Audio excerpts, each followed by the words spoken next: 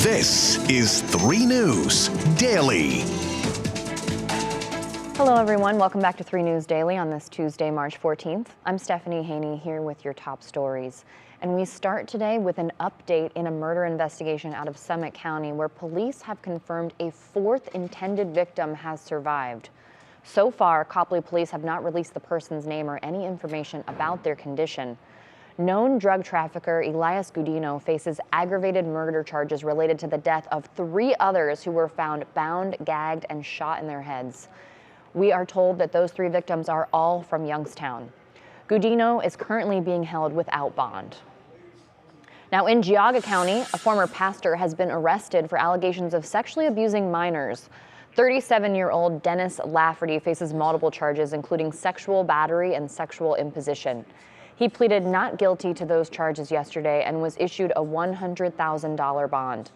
Lafferty served in the Marine Corps for 8 years and spent 10 years as a pastor at Thompson United Methodist Church.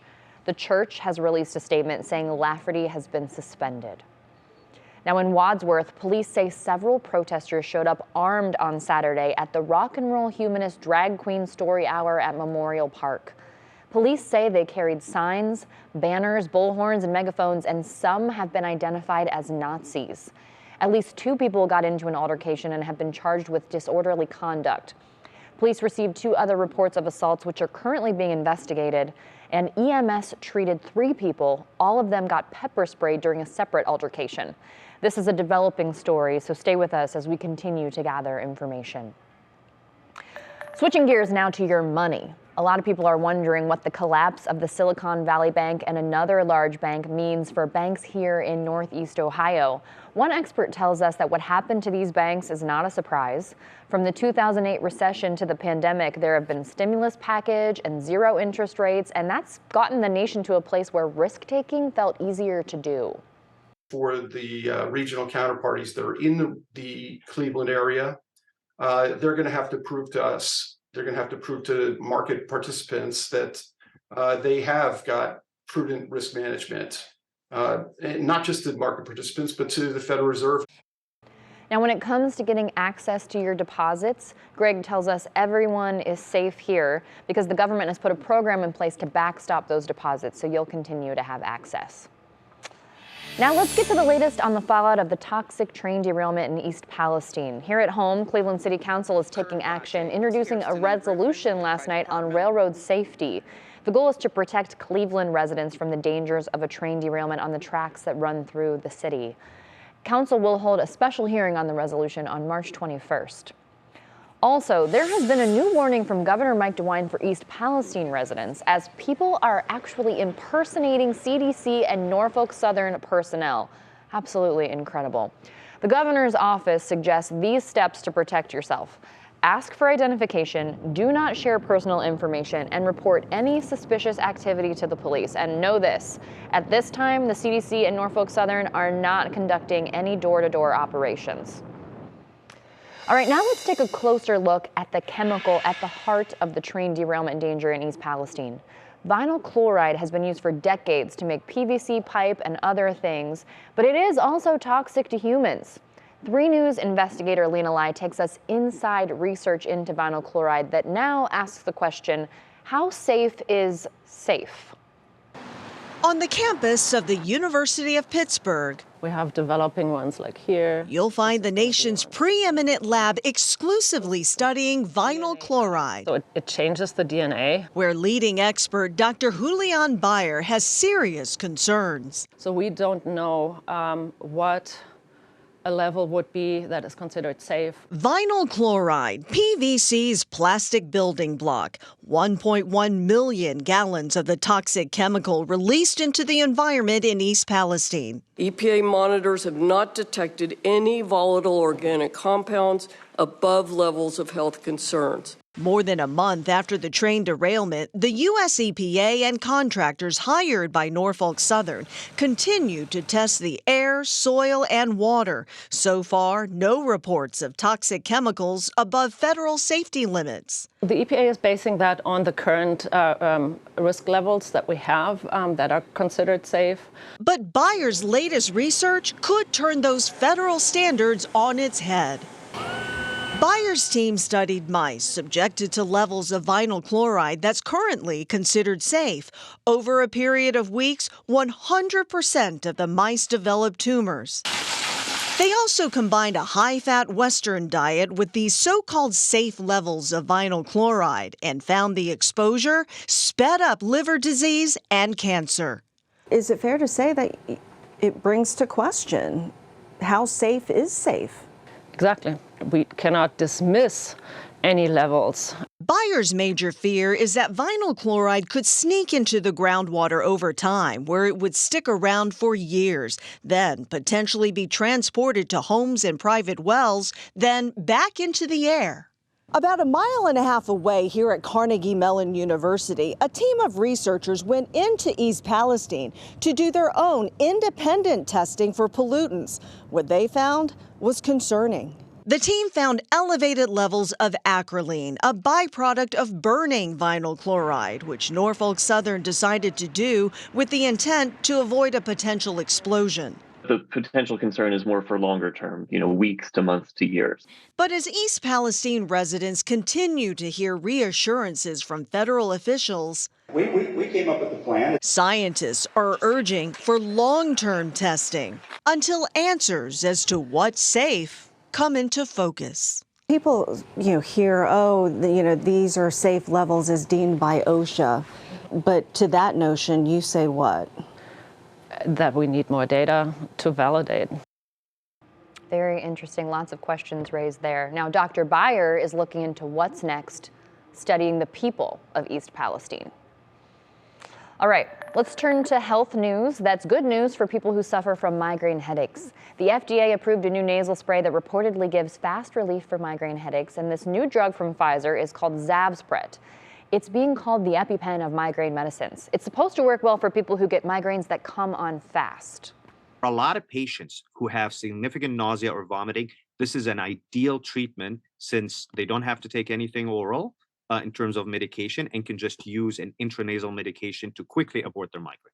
That's a big deal if you can't take a medicine because it's going to make you sick when you're having that feeling.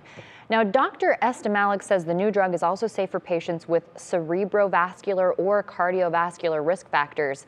And he says there's no risk of medication overload and rebound headaches. We're not sure yet how much this nasal spray will cost, but we do know it's expected to hit the market in July. Now, in other health news, another insulin maker is planning to drop prices on what has become a very expensive essential drug for people with diabetes. Novo Nordisk will drop prices in the U.S. up to 75% next year, following suit with competitor Eli Lilly. That includes its pre-filled pens and vials of long and short-acting insulin. So right now, for example, one type of insulin that costs around $290 will drop to around $72. The price cuts go into effect January 1st of 2024.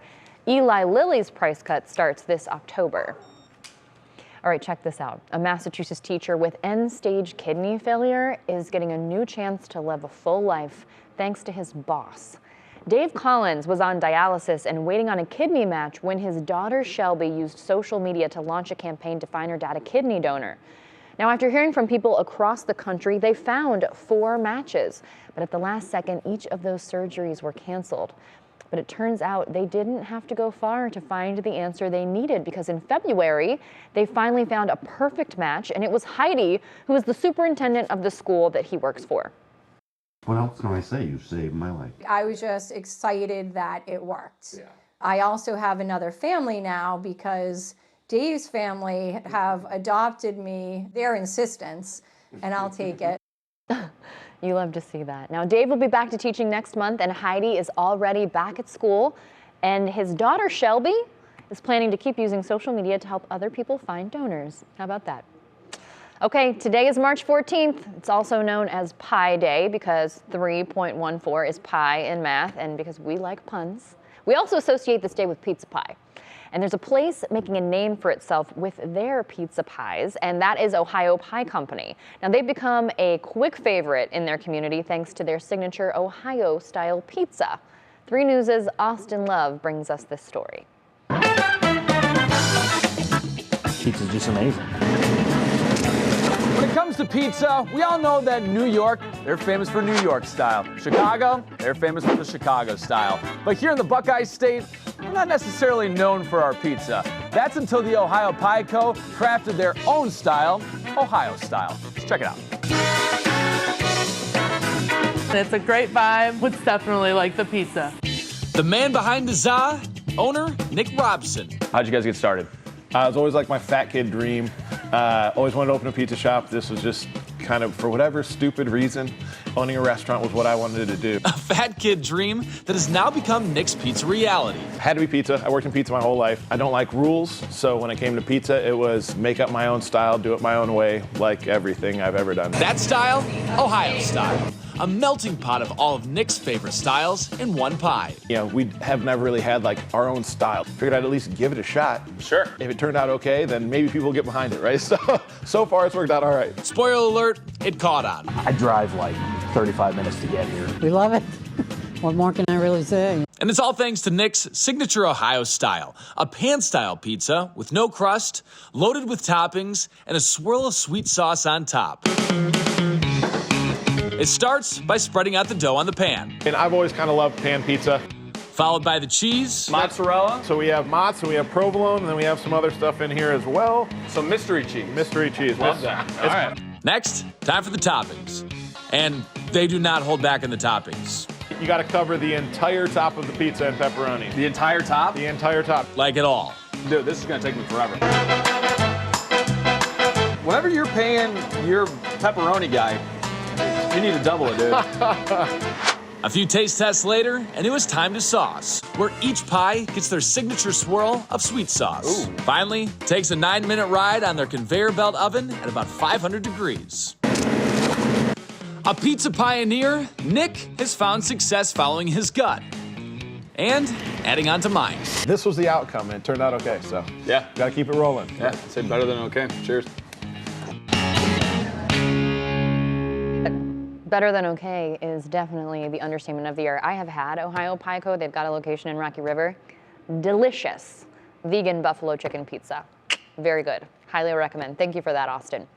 All right, in honor of 3.14 Day, we want to know, what is your favorite pizza topping? Post your comment to the WKYC Facebook page, and we will talk about it during What's New at 4 o'clock. And by the way, the right answer is green peppers and banana peppers, in case you were wondering.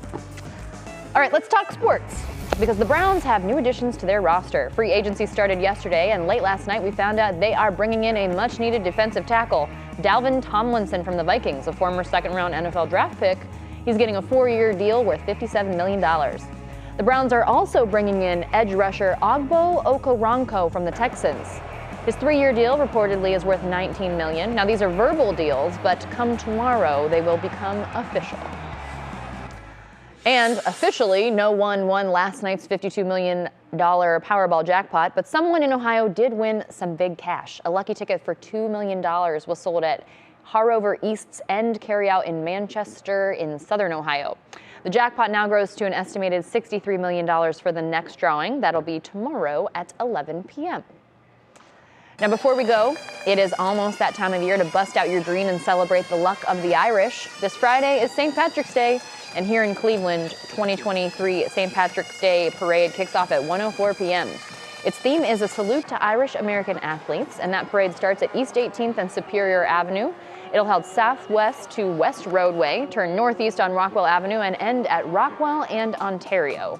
Cleveland's St. Patrick's Day Parade is a tradition that dates back more than 175 years, and if you can't make it, we will be streaming it, so you can catch it on WKYC.com. And hopefully, we're all standing at the end of the day to watch Kent State in the NCAA tournament, because that game is Friday at 9:55 p.m. It'll probably start a little later than that. Hopefully they're experiencing luck of the Irish on Friday. Thanks for being with us for today's edition of 3 News Daily. Remember, we do this live on your TVs at 122 and 152, so you can catch us there, whether you're listening on your favorite podcast platform or watching us on WKYC Plus, your YouTube account, or on Instagram. We appreciate you. We'll see you tomorrow with more of your top stories.